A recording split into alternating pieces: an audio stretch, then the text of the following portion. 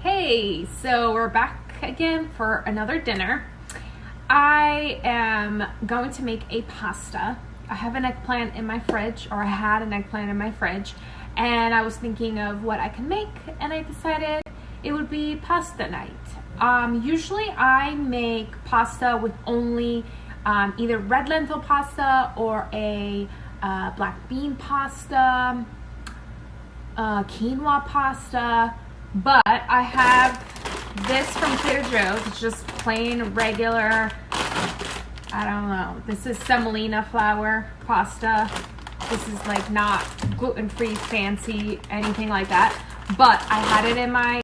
So earlier today, I cut up the eggplant and I cut it into small cubes. I put salt on it and then put it in between two plates to get rid of the liquid.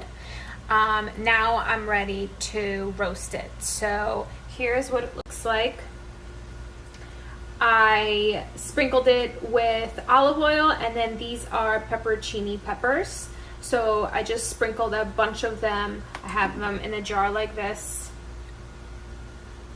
And now this is going to go in the oven at 450 for 30 minutes. Okay, so what I'm doing now is I'm boiling the water for the pasta, and then I'm going to start on the sauce. So here are the tomatoes. I think the recipe calls for fresh tomatoes, but I don't have any, so a can will do. So you cook that in some olive oil. You add some garlic and some chili pepper flakes and let that cook for a little bit. Then you will add some capers and butter. And then by that time, the pasta should be done cooking. So you'll add the pasta to the sauce and then let that cook for a little bit. And then you will add the pepperoncini eggplant mixture that's in the oven.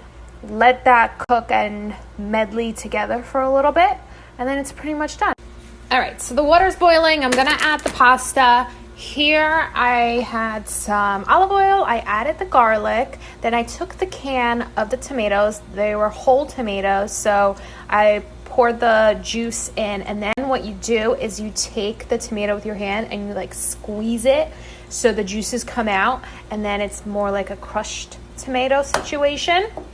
And then I added the crushed red pepper flakes and a little bit of salt. So I'm gonna let that cook for a little bit.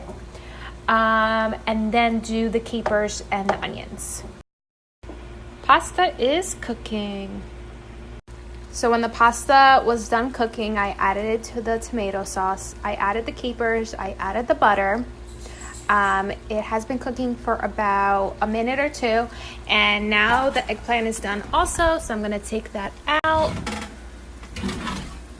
Looks like this, a little brown on the edges, and then I'm going to spoon this into that.